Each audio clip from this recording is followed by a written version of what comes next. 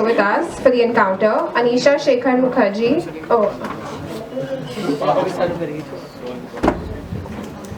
And we have Snehanshu Mukherjee. There. Anisha Mukherjee graduated from SPA Delhi. She went to do her masters in architectural conservation at De Montfort University, UK, on a scholarship. The scholarship was an Overseas Development Association scholarship in the year 1997 and 1998. Her particular area of research and expertise is Mughal history, particularly in the period of Shah Jahan. She works as an independent researcher and designer and teaches as a visiting faculty at SPA New Delhi. The second speaker, Snehanshu Mukherjee, graduated as an architect from SPA New Delhi in 1982. He did his post-graduation in housing studies in 1998 from MIT, Cambridge. Apart from practicing architecture, he is a founding partner at Team in New Delhi. He is a keen observer of contemporary urban conditions and teaches as a visiting professor at the Departments of Architecture and Urban Design at the School of Planning and Architecture, New Delhi.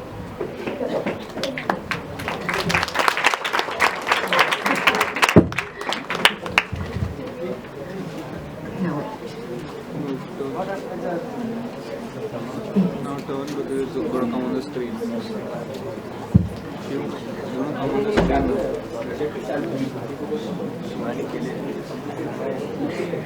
Throw left.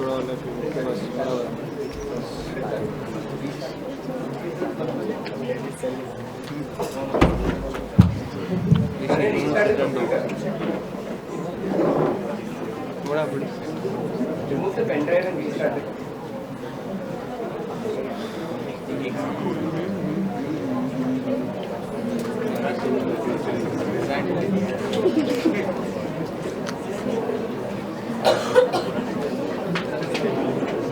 Lush, what is this? What is this? तू उधर बैठ ये क्या है ये किधर token में token वो बैठ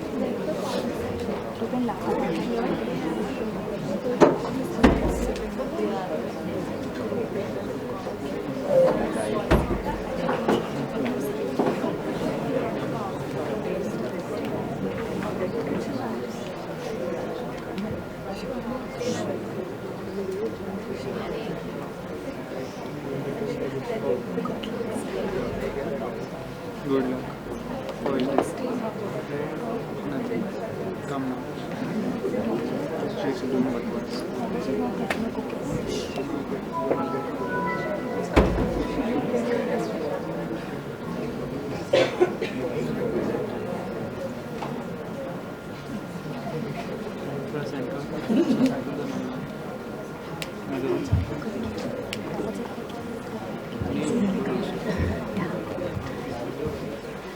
We can switch off perhaps towards that end because I need to read through.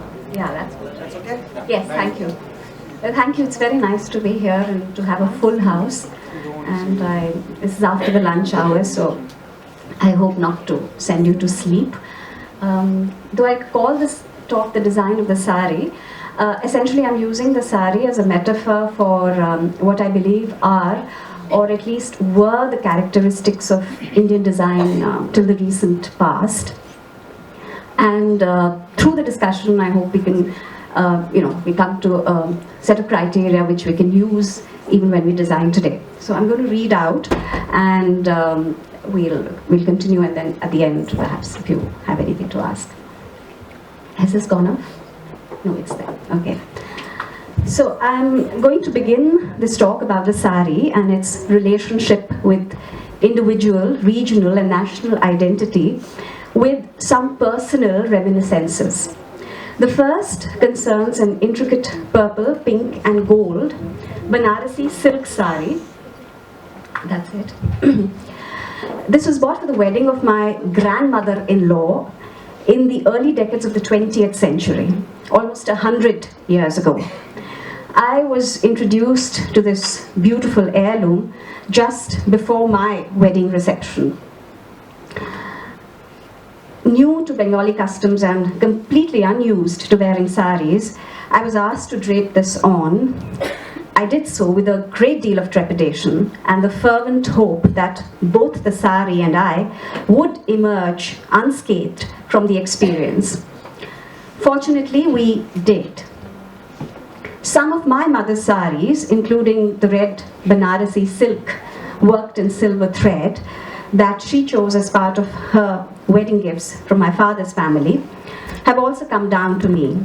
My mother spent her girlhood in and around the Garhwal Himalayas in the 1950s and the 1960s, much removed in space and time from the Kanpur of my grandmother-in-law's childhood.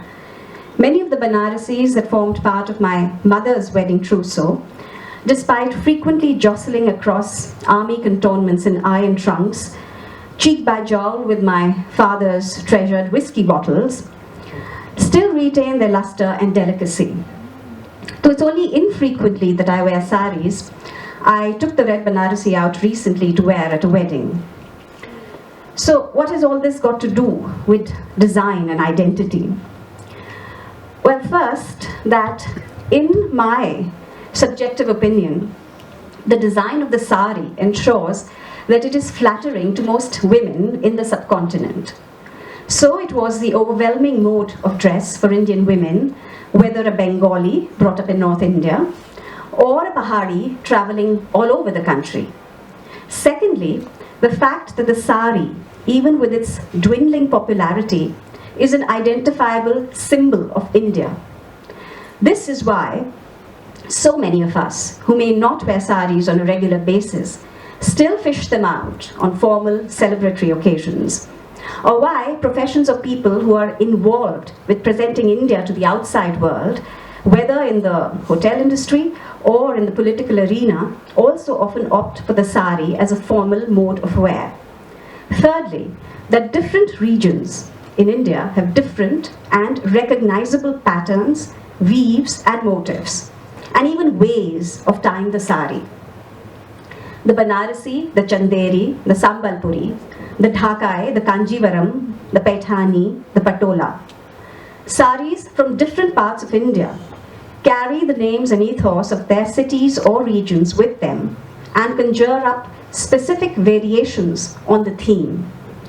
And though associated indelibly with these regions, these and other famous regional types of saris are cherished possessions all over India, wherever it is the preferred mode of garment. Even in the mountains of Kumaon, where I come from, where the flared skirt or the lehenga is more practical and also the traditional choice for wedding apparel, the Banarasi sari is still a significant part of special wear for many women. In fact, attributes of saris from different areas inspire and inform a shared Indian lexicon of forms as much as words. Some months ago, I was reading out an article on the tailor bird to our 10-year-old daughter. The writer, an ornithologist, had written it in Marathi, from which it had been translated into Hindi for the children's science magazine Chakmak. The article contained a description about the appearance of the tailor bird, which in English would read like this: its orange eyes, rusty head, set off by its green jacket, soft as Chanderi silk. Both my daughter and I could immediately envision its appearance, especially since I happen to own a dupatta in green Chanderi. That the delicate Chanderi, named after the town in central India, where it is still woven, can be used as such an effective image to evoke the texture of the feathers of a bird, points to the penetration of the sari in both our imaginations as well as in our lexicon. In this case, from a writer and naturalist from the Ghats of Western India to somebody in a metropolis in North India. The sari then is as much representative of a regional as it is of a national culture. This is not to disregard the fact that the sari is not worn all over India, even traditionally. The lehengas of Rajasthan, Kumaon and Kutch and the woven shrifts of the Nagas are just some spectacular exceptions. Neither is the sari worn in the same way over different regions of India. As Rita Kapoor Chishti, who has researched and written extensively on the saris of India, also demonstrates, some of the many ways in which the sari is worn includes a form of draping and pleating which makes it function and appear like a lehenga. Thus, the same sari looks different on each person, transforming itself both by taking on the silhouette and the volume of the form it drapes and the manner in which it is draped. This invests most traditional saris with a perfect compound of not just obvious hallmarks of regional and national identity, but also makes them reflect an individuality that owes as much to each of their makers as to their users. So how does this happen? To understand this, we will have to explore and unravel the meaning of design. What is design? Design in its conventional meanings today is limited to dictionary definitions.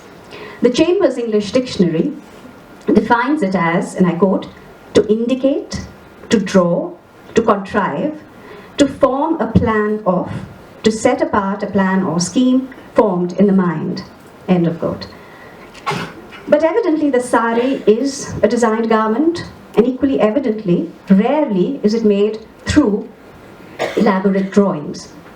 To quote from Rita Kapoor Chishti, the sari allows us to go back at least 1,000 years in design terms, with variations in pattern, weave, and structure between its inner and outer end pieces, and its two borders, which provide drape, strength, and weight, while the body enhances the form of the sari or the dhoti when it is worn, end of quote. Definitions by themselves then will not take us far in the context of India.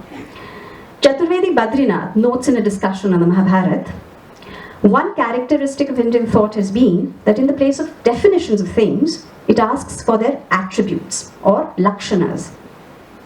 That is because all definitions are arbitrary, whereas the lakshanas or the attributes are what show a thing, through which a thing becomes manifest. Thus not the definition of truth or of love, but the attributes of truth and love by which they are known is what is central. End of quote.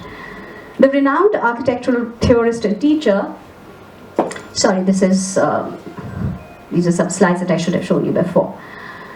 So, Professor N.J. Hebrakan, in his writings on thematic design, records and analyzes design methods in different parts of the world, from the North American continent to South America, to how canoes are constructed, to the famous Steinway pianos in Europe, to the evolution and growth of city form in areas ranging from Mexico to the Netherlands. Through these examples, he explains how design practiced within a shared image and language allows the active creation of cohesive yet varied forms and details. The presence of a shared image and the engagement of the craftsperson, as well as local resources in the production and development of artifacts, was a factor in most societies in the world, not merely in Indian society, before the onset of large-scale mechanization. That seems to make the sari a metaphor of universally and historically valued design attributes.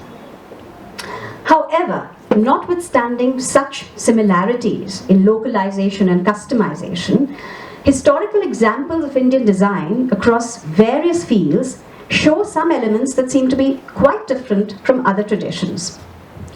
What are these?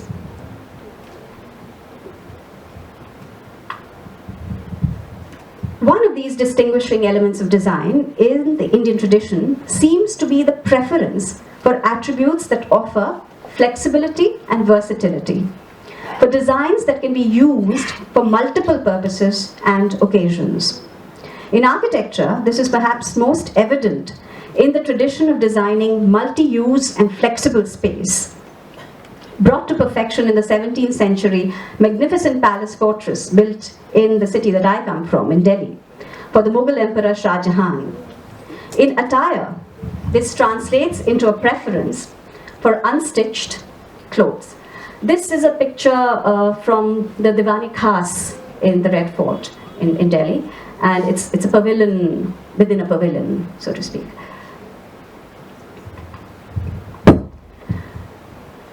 In attire, this translates into a preference for an unstitched woven multi-purpose garment such as the sari, despite the technology and the knowledge of stitching from very ancient times, evidenced by the archaeological finds of needles in many sites of the Harappan civilization. In most traditional saris, the decoration is part of the structure of the garment.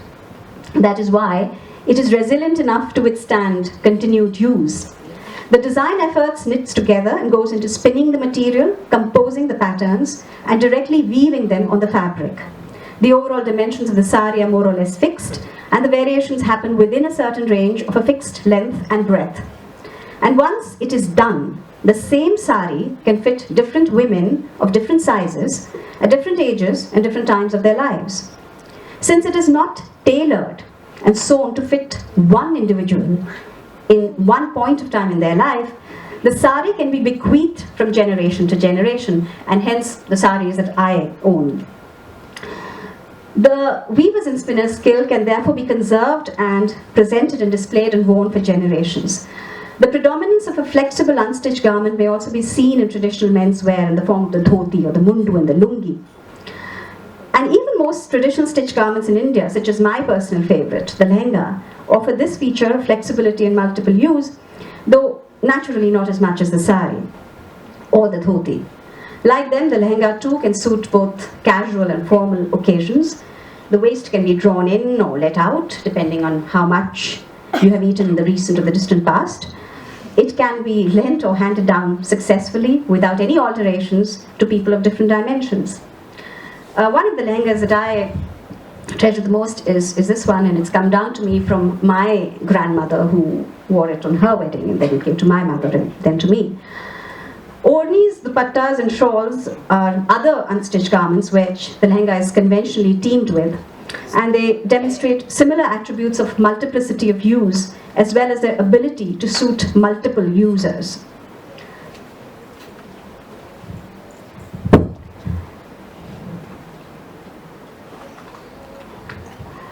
The other distinctive element of Indian design was the strong streak of individual creativity that eschewed replication even within a strong structure of form. So, for instance, this is an image from the Taj Mahal, and you can see the carving. So even there is a certain similarity and there's a structure, but each flower is different. To understand what this implies in terms of saris, one has of course only to look at them. Even when they bear distinct and characteristic motifs that render them recognizable as being from a certain region or area, there is still considerable variation within saris from the same region. Not just that, even saris woven by the same craftsperson are never identical. It was because there was a freedom to improvise within a defining yet accommodating structure that such designs, which were distinctly individual and were part of a combined aesthetic sensibility, could be created. This design approach did not reduce the everyday functional object to something mundane or banal, but elevated it to something special. And it gave the craftsperson the opportunity to engage in work which, though strenuous, was actively personal and creative. So designs ranging from saris to cities were in almost every case not just practical, but also beautiful. Not just those of my mother and grandmother-in-law, but I'm sure the saris of a majority of women from their generations and before, perhaps like a lot of you might have discovered, are stunning pieces of craftsmanship and design. This context-sensitive freedom to interpret was pervasive in most indigenous folk and classical Indian tradition, whether it was music, theatre, architecture, philosophy, texts, and even daily ritual. But the sari is perhaps the best representative and also practically the only living example of this tradition. And it is in this context that I'd like to use the sari as a distinguished example of the qualities that marked out much of Indian design in the past, which we can learn from and apply over a wide field. Values of lasting efficiency, multiple purposes, and customization. this is an image from the fort in Agra, and you are seeing a courtyard through an archway of the what is the imperial domain of the emperor. And as a typology, the courtyard is used all over India, but it has different personalities in different parts, and you can recognize that. So therefore, Mughal palaces and their courtyards are different from, say, those in Rajput, Tana, or in Madhya Pradesh. And so therefore, the qualities that we can extract, I would say one of them is a value of lasting efficiency, multiple purpose, and customization.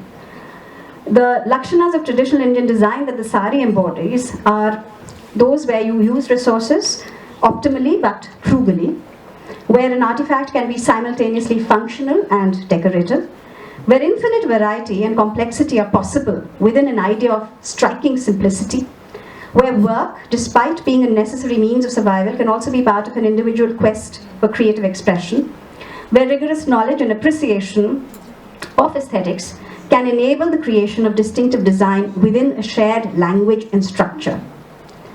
So, does formal Indian design in the hands of professionally trained designers like us exhibit such qualities? This is something that I think we all need to ask ourselves and answer for ourselves. So, let's see what is the sort of tradition that we follow today. It would be presumptuous to think that we can deal with this at any length in the space of time that we have today, but I'd just like to point to some observations as a prelude, perhaps, to the answers. First, that continued creation and evolution of pertinent design depends on continued and evolved patronage. So today, when most of us, like many other people and governments in the world, wish to become like the industrialized countries of Europe or North America and mimic standardized stereotypical images from that part of the world, our aspiration is for objects generated by big industry. We cannot then hope to be evolved patrons of distinctive customized design. The sari is but one example of such design, whose ethos is dwindling along with its makers. So in India, home to the largest number and the most skilled craftspeople in the world, small farmers, craftspeople and weavers are being pushed out of their livelihoods. Like many of their counterparts in different parts of our country, where I stay in Noida, many of the people who pull rickshaws are weavers from Banaras or Bengal. For those of us who do opt to wear the sari, even if only occasionally, when we choose to make over the sari into the hands of large industry and into materials and methods spawned by large industry, we superficially continue to wear the sari, but we make a mockery of the very principles of decentralized innovation and the culture of small is beautiful, inherent in its basic principle and design strength. Even worse, in the manner typical of large-scale commerce and medium, we refuse to recognize attributes of design in traditional crafts and instead profess to have an exclusive right to appropriate them. So the cover story in the Hindustan Times brunch of July 2013 was themed on Indian fashion's greatest hits, and it was illustrated by a title which said, "The Sexy Sari." And this rejoiced in the fact that, and I quote from the article, "Armies of women are getting customized saris with Manish Malhotra's designs," end of quote, ignoring the fact that the sari was always a customized article of wear. This brings me to my other point, which is that if the idea of luxury touted and sold today, as noted in the magazine of the Park Hotels, still harks back to, and I quote, bespoke, not just ownership or consumption of an expensive object, but an enriching, individualizing, personal experience which stays with the user for posterity, then in India, this idea of luxury was accessible to rich and poor alike for generations in the past, in the form and design of, among other things, a sari. Today, it's rather different. So we have two different ends of the spectrum. One where we cough up a lot of money to buy audaciously priced industrial branded products, but consider crafted products too expensive. When we buy crafts products, we very often quibble and we think about the cost is too expensive, but the same thought doesn't occur to our minds when we buy branded products which are actually not customized, they're factory made. The second end of the spectrum is where, because of huge government support to large-scale industries, smaller enterprises such as handcrafted products made of natural materials have become increasingly rare and therefore too expensive for the poor. So my cook, who dislikes wearing nylon saris, which make her perspire profusely in the kitchen and are a great fire hazard, can only afford these mill-made saris of artificial materials, because cotton saris, even in her village in Bengal, cost a minimum of 300 rupees and they are reserved for special occasions such as Durga Puja. She can't wear them on a daily basis. And I'd like to contrast this with the observation of a British officer in the Nizam's court at Hyderabad, even in the late 18th century, that he could not distinguish, he says, I could not distinguish much difference between the dress of the poor and the rich, except that the clothes of the rich were perhaps slightly cleaner. And this is from a Persian text from the 1820s, which documents 11 crafts trades in the area from Bareilly to Rohilkhand, and also the crafts and the practitioners. And if you see what they're wearing and what the text says, this is another one, there are 3 of them that I've used. So these images were of Pansari, the first one, a crimper, and the third one is a goldsmith. And the text describes their women folk also as generally wearing a lehenga, and the men folk is generally wearing dhotis. And in many instances, the description of their clothes is simply that, and I quote, they're just like other inhabitants of the country or like upper class people, end of quote. So my third observation is that when today we design ephemeral products that are supposed to just last a season, and we clothe our buildings also in products that are trendy, in materials that are, that are sort of trendy in the West, and we copy them here, we're not really breaking new ground, we are just following a different tradition. And that is a tradition which is enunciated by Western designers in a post-war world. This is the idea of planned and perceived obsolescence. And this was popularized in the last century by somebody called Clifford Brooks. And what he says is, he was a very influential American industrial designer. And what the term means, there's this idea of planned and perceived obsolescence, which means that objects are not designed to last. And simultaneously, advertising is harnessed into, and I quote, instilling in the buyer the desire to own something a little newer, a little better, a little sooner than is necessary. End of quote. So this concept is actually a reverse of the qualities of optimum efficiency exemplified in the aesthetic evolution and timeless functionality of the sari. A series of published conversations between the Iranian philosopher Ramin Jahanbegloo and the Indian psychologist and sociologist Ashish Nandi explains this as a situation where a sizable section of the Orient itself has begun to look at its own past through the eyes of the West, because that, they think, is the more modern, progressive, scientific, and universal outlook. In another interview in a national newspaper, Chandrabhan Prasad, the mentor to Milind Kamble, founder of the Dalit Indian Chamber of Commerce and Industry, was asked a question about whether he saw changes in the lives of Dalits and tribals. And he said that the biggest change was, one, that food sources have become common. Earlier, Dalits used to eat millets, what is called coarse grain. That is a low social marker, and now everybody has common sources of food, wheat and rice. And secondly, jeans and t-shirts have become new weapons of emancipation. I see in villages, Dalit youth sporting jeans and t-shirts. Dressing well, eating well. That, end of quote.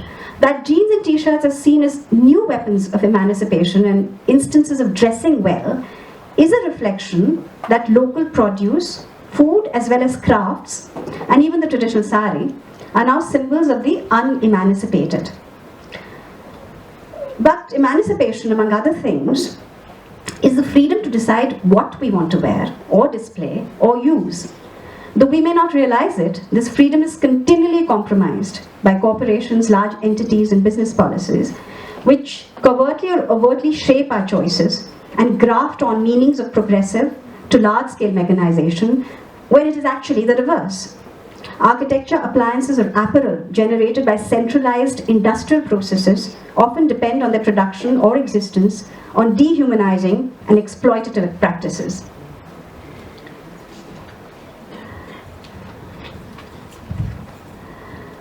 So when traditional craft skills and designs get marginalized, the craftspeople and the creators, of course, of these designs are at risk. But equally at risk are our combined and individual freedoms. As we fail to sufficiently patronize traditional apparel, they get de-recognized as proper or appropriate. The Times of India carried a report some months ago about a 67-year-old Indian, a visitor in Dubai, and he was denied entry by a policeman into a metro station in Dubai. And why? Because he was wearing a dhoti. So despite the Roads and Transport Authority there having no official dress code, and despite the policeman being explained that this is modest Indian attire, he wasn't allowed in. So I don't know, hopefully the situation won't happen in our country, but as designers and users here, we can still choose to work with a versatile vocabulary of skills and principles, lakshanas that can create ever new compositions. We can still use crafted and designed articles, at the same time empower small communities, individuals and craftspeople. So I'm going to end, as I began, with the image of a sari. Now this is not woven 100 years ago, but relatively recent. And this is a Kerala cotton sari, and we bought it in Delhi at a sari shop in Khan Market. And despite the fact that Khan Market is, supposedly it has some of the highest rental costs in the world, this sari is, to me, it's more valuable, but it's actually less expensive than an industrially made branded plastic watch, which I was given a choice of being gifted, and I sort of chose to take this instead. And for those of us who still crave novelty and endless variety, we still have people who can teach us how to drape the sari in some or all of its 108 recorded ways. So I was fortunate enough to just learn one more of them. My knowledge of sari time, despite all that I'm saying, is rather limited. But I recently learned how to tie the Sambalpuri sari into a dancing costume for Odissi, which our daughter also learns. And the same piece of unstitched cloth formed a resplendent and comfortable dancing costume and this is the oldest surviving classical dance in India. Thank you.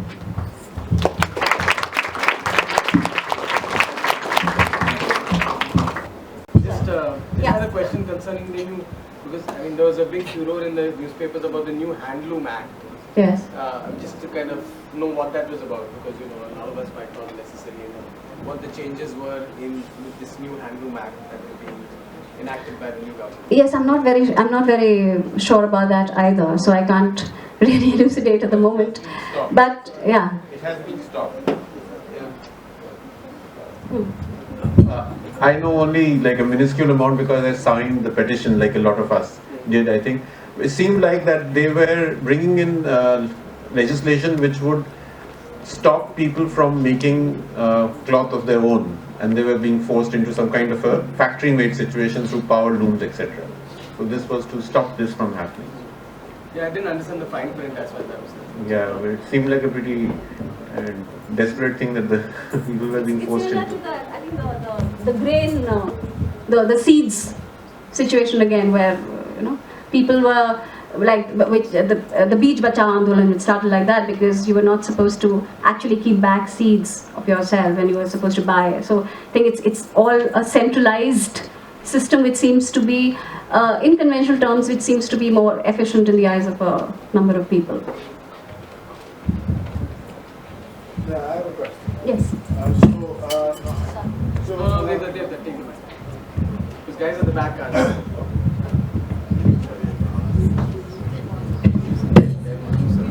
There are one or two things that come to mind. One is this idea of circularity. So you have the straight garment and sort of make it into a circle. Something that comes to mind, because when we study the rag, it's like there's a circularity in coming back to the first note. And also the entire rag is like we learn it like Hava, Mein, Gat, not in the air, very similar. So I think this idea of circularity is very interesting. That's my observation. My question is that you mentioned Ashish Nandi's argument I'm just wondering, because capitalism has its own logic, sort of using machines and this and that. So within that structure, I'm just thinking, how is it possible to remain ethnic when the machine has its own logic? And we all sort of have some money with us, otherwise how the hell will we get home? So I don't understand how that thinking works, that we'll be part of this capitalistic whole and then we'll maintain our own sort of identity. Well, I think you have to make choices, don't you? And there are certain things where, I presume it's difficult to construct all parts of a computer, at a very decentralized level. So there are certain things where you presumably say, yes, these are things that I will use, but everything doesn't have to be produced that way. So stuff that we eat and stuff that we wear, if it works without it having to go through a capitalist large-scale mode, then why not accept it and say, yes, these are certain things that we are happy to have that way. And my point is that I see more positive arguments for using them rather than negative, because they're comfortable to begin with, and they help a lot of people. So they help you and they help other people as well. So I think both from functional as well as perhaps, ethical reasons, there are some choices that you can make and say, yes, there are some things that we perhaps can't make do without larger scale things, but there are several things that we can, so why not continue to use them like that?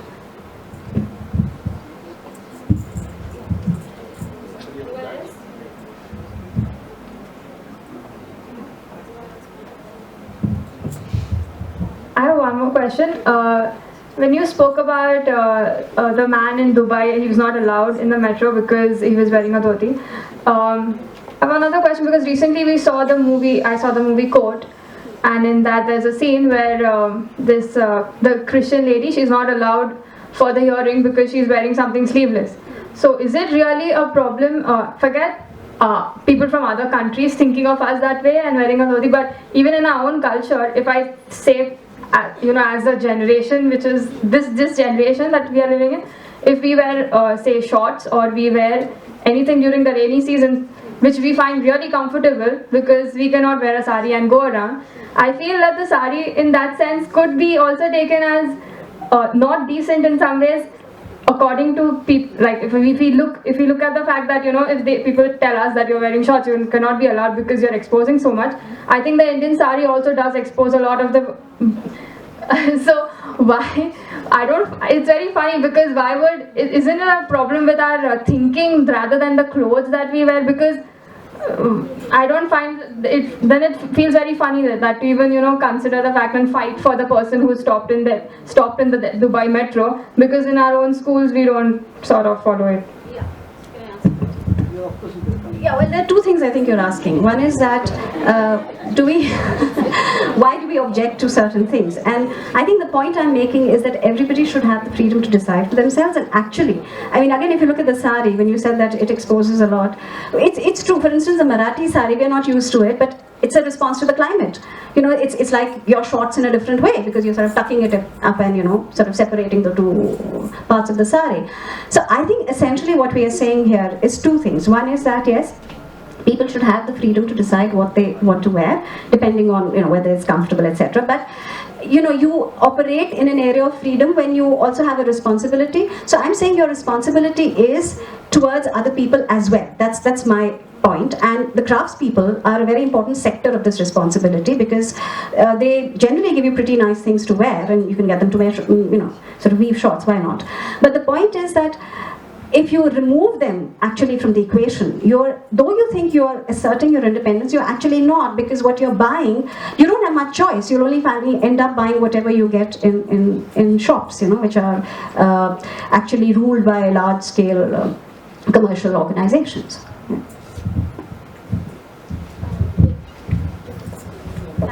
Thank you.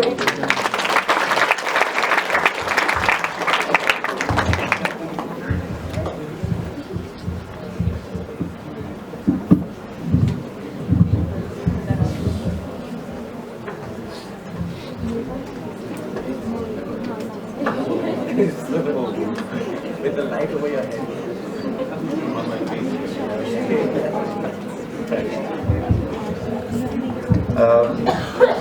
Before I start, I'm sure everybody's dying to get out of this room. So my presentation is not longer than about 16 minutes, I think.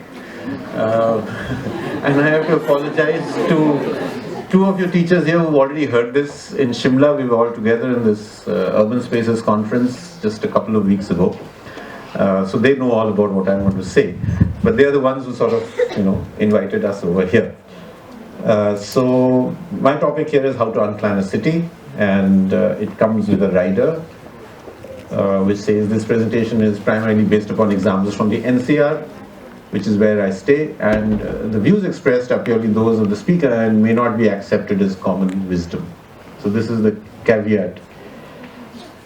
Okay, the problems of our cities are known to all, debated, researched, analyzed, discussed time and again in countless books, journals and seminars, and yet, on the ground, the situation does not seem to improve.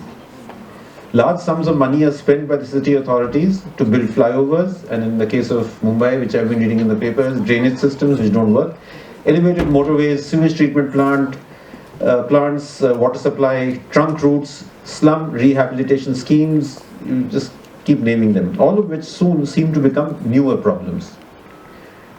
The cheaper option is to make catchy slogans.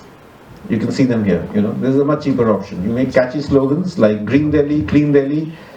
It's like a modern day incantation, which by repeating over and over again, we hope to get what we want. This is the new mantra. Things do not improve because the problems are viewed as separate issues. Therefore, trying to solve them as such would yield little result, especially since all the problems are actually manifestations of a single malady. So whose city is it anyway? The shape of our city is planned for those with money, though the planning document never really honestly states this as an objective. However, the planning policies end up in creating a city where the poor cannot live. I will return to this point a little later in the presentation. The shape of the city, therefore, forces the poor to hide between the folds and cracks of the urban fabric. So you can probably see the dotted thing. That happens to be the model. The shape of the city, therefore, forces the poor to hide between the folds and cracks of the urban fabric, branding them as illegal and therefore making them vulnerable and easily exploited. Whereas in reality, the urban poor, who are also the majority population of any city, are far more creative, ingenious and hardworking than the middle or the higher income groups of the city. They work invisibly to us to build a local economy and to raise the economy of the city and contributing to the country's GDP. Now, this is an example of where we stay. There's a little market where there are people who repair mobiles and various electronic things, where they haven't been to any college or school to learn how to do it. And yet they do it. They do it very often better than what the company service centers do. These people who find for themselves avenues of work are self-taught, informally trained, and extremely capable in what they do. Comparable in skills and abilities to graduates from the best of engineering colleges in the country. However, instead of recognizing their entrepreneurship and abilities, they're constantly being pushed against the wall as illegal entities, leaving them with no choice but to contest for a foothold to survive within the legal and physical spaces of our cities. So you can see this is a mattress maker who's on the footpath, and of course they're paying a hafta to remain over there, and very often they are cleared when it suits these people. This is a tire shop which is just outside one of these gated communities in a place called Indirapuram. So what then is the shape of our cities? The planned city post-independence is merely an extension of Imperial New Delhi, which is a city of bungalows. Extensions of New Delhi have continued the same form with a higher density.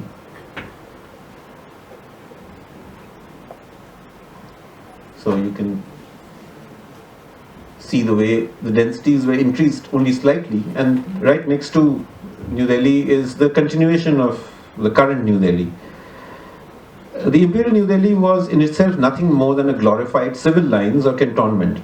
It was a simplistic idea of plots and roads, a suburban model which gained popularity in the West after the introduction of the railways and later the highways in the United States of America. The first Delhi master plan continued this idea of a plotted suburban plan, which you can see here, which then became the model for urban development across the country. This is of course not across the country. I'll come back to it. Kolkata's Salt Lake is one such prominent example, and Le Corbusier's plan of Chandigarh next door, because we were in Shimla, next door or downhill, gave further justification to the idea as a modern city. Though Chandigarh too is essentially the same system of roads and plots, repackaged and glamorized by Corbusier in his inimitable style. However, essentially it was nothing but a suburban development. The key word to be noted here is suburban or suburban, like the word subhuman. Not quite human, or in this case, not quite urban. Now, developing a metropolis with a suburban mindset has created a largely and hugely polarized and expensive city. According to some estimates, Delhi has grown to a city of 18 million in 114 years, when in 1901 it was a mere 400,000. Not only are there too many people in Delhi today, the problems are compounded by the fact that the master plans shaped the city not for the majority population, the poor, but the moneyed. Here is an example from the first master plan for Delhi. So it says suggested housing types of various densities within a residential planning area for 15,000 population. Now this table I have simplified into what is today called an infographic. First, see the densities being considered for a metropolis, starting as low as 25 persons per acre, which translates to 5 dwelling units an acre, and giving up beyond 200 persons per acre, which is 40 dwelling units an acre. Next, consider the pie charts, where at 25 persons per acre, majority of the housing typology is detached, semi-detached, which changes to multifamily apartments at the higher densities. The bungalows still remain in the reckoning.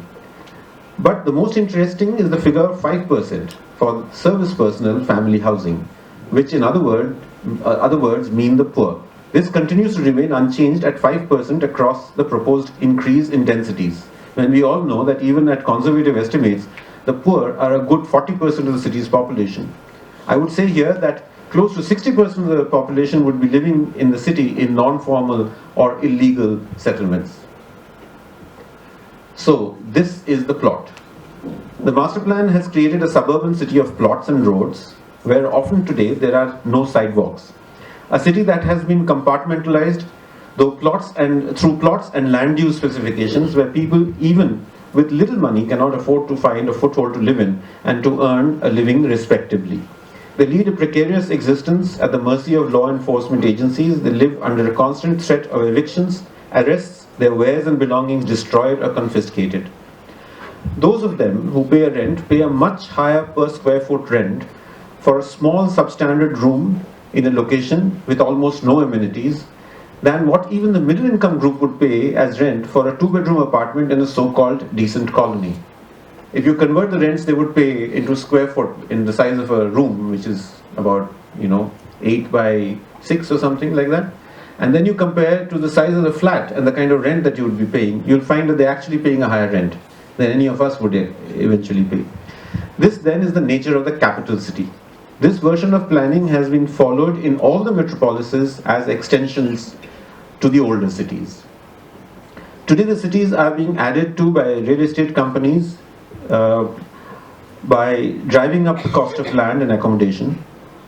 What they build, sold at high costs and recurring high maintenance costs can only be afforded by the well-to-do. Even for those who can afford to stay in such housing enclaves, what they get for their money is not attractive, and hence the real estate players have to resort to namkaran or naming rituals. So these are examples from this Delhi, and you can see what is happening in your city in 2014. And this is Indirapuram, Ghaziabad. So the real estate guys are the ones who are driving the buildings and the prices up. And so we come to this thing about a namkaran. So the naming ceremonies are with unusual and often comic results. The latest generic naming exercise has given us the much discussed smart city. So you can see the kind of names. You have Hamilton Court, okay. We don't know who Hamilton is, but he's there all the same. Then you have Beverly Park. And then it gets funnier, Orange County. That funny building over there is the clubhouse, okay, which is upside down and tilted. Okay. Then you have, this is one of the good ones, Clio County. Now Clio, I think, is Cleopatra, but the mask is of Tutankhamun. Okay.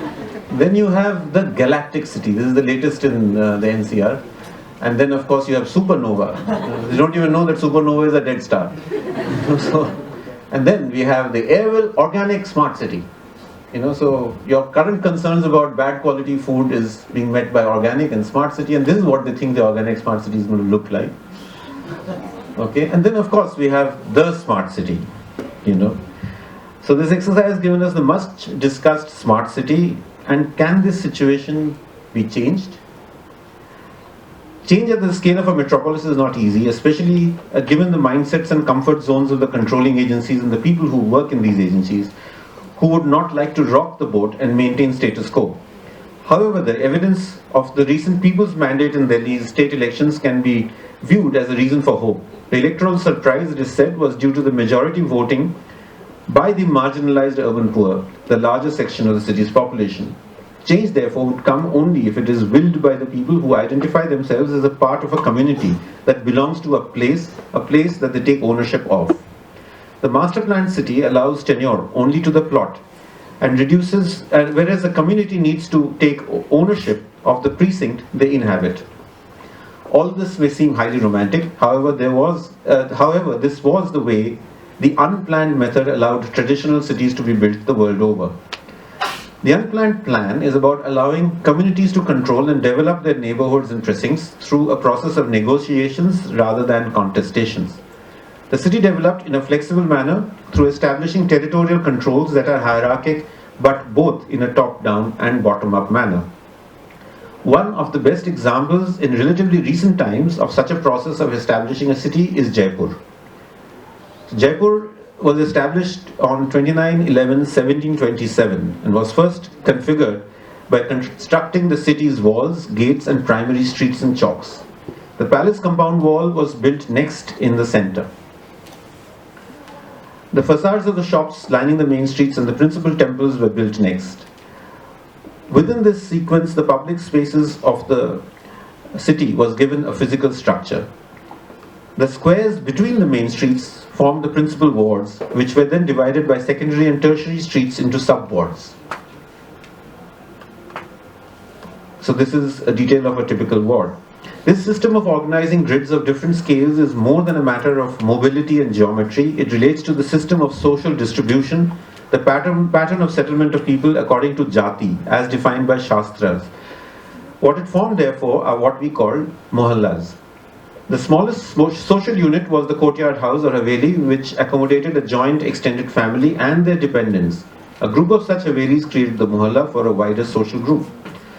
The members of the mohalla form a community with professional social bonds. Spatially, the mohalla functions as a cell within the city. The mohallas are separated from each other by backing into each other, but aggregate to form a chowkri. Regarding the system, reading the system behind Jaipur's plan, it can be seen that each mohalla is unique by design. Evidence of ownership and territorial controls exercised by families and the community that the families form a part of. The shaping of the habitat is therefore achieved through negotiations rather than confrontations or contestations. The larger boundaries set by the streets within which the communities exist are decided by a central authority, in this case Jai Singh and his ministers. However, the central authority does not interfere with how the communities organize the land allotted to them through the building of the mohallas. To me, this appears to have a more democratic process than our master plan, bylaw and land use cities of today, including the extension to the Jaipur of old. One could argue that this is a different time and not 1727 with a visionary king in the decision-making seat, and that the subjects today are no longer trustworthy. The evidence on the ground is, however, more positive. I will illustrate this by giving a common example of a squatter settlement next to the actual Barapulla near the Nizamuddin railway station. So you can see how it is located. next to the Nala, and this is the nature of their street. This is common for a lot of squatter settlements in and around Delhi.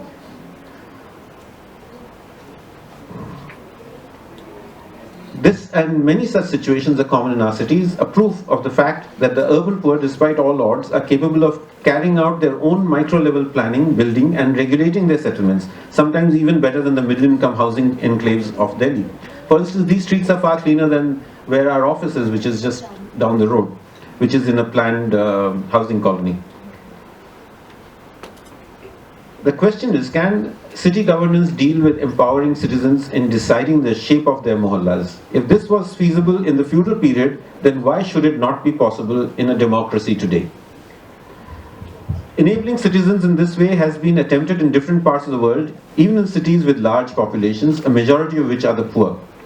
So in Brazil, Curitiba's architect mayor, Jaime Lerner's plans in developing this city through citizens' participation is well known. However, the most instructive case study is the Al Khan award-winning project much closer home in Hyderabad, Sindh, which is in Pakistan. An urban poor housing scheme called Khuda Ki Basti, which became a major success story but was not replicated for reasons as can be seen on this slide. So this is a page from an architect activist in Pakistan by the name of Arif Hassan, and it's a book that he wrote called Housing for the Poor, Failure of Formal Sector Strategies.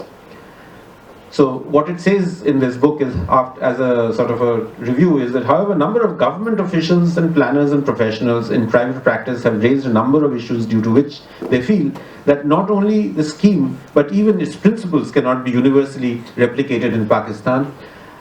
If you read the essay, it turns out that they were scared about the threat. This was possible because the DM, district magistrate of that place, decided to take the stand of providing housing to the poor without actually providing the services. Because then it makes the costs too high of the land and the next income group takes over, they buy it off the poor. So services were provided incrementally. But for this, the DM had to be engaged 24/7, which the rest of the bureaucrats and of course town planners and architects did not think was a good idea because you didn't get iconic buildings this way and nor could you regulate them. So can Delhi be unplanned? This is the final question of my presentation. Can we unplan a megapolis like Delhi? New Delhi as a territory is probably as large as some countries. So what can we do to make this humongous metropolis user-friendly or majority user-friendly? The answer lies in the way we perceive New Delhi. As a giant and complex city, it is difficult to comprehend, administer and even plan its development. Or to relook at the city as Kirti Nagar, Vikas Puri, R.K. Puram, Mukherjee Nagar. Note how the names indicate towns. They're all Nagars or Purams. New Delhi's popular image for most visitors is that of tree-lined roads with boundary walls behind which are bungalows or Rajpath, Connaught Place and the Bahi temple thrown in for good measure. In reality, Delhi is far more heterogeneous. Rajouri Gardens is very different from Govindpuri, Malkaganj is very different from Andrewsganj. Similarly, South Extension is not at all like Tigri Extension. Delhi is actually made up of distinct settlements which we need to recognize and use to the advantage of the city. The way people lived in the past, whether in the chawls or the joint family houses, of course there were hardships in the sense that there was always a patriarch who would kind of, control the whole family. But there were tremendous advantages, especially in terms of resource sharing. You had one kitchen, one bathroom, and just a lot of rooms, which increase your density per square kilometer enormously. So there are pros and cons. I'm not saying that we have to go back entirely to the way it was, but there is a way to disaggregate. And only by disaggregating can you do what you're saying, which is to decide for yourself. Central controls will always mean blanket rules, which do not, fit. It's just, don't do this, don't do that, and so on and so forth. Thank you. Thank you.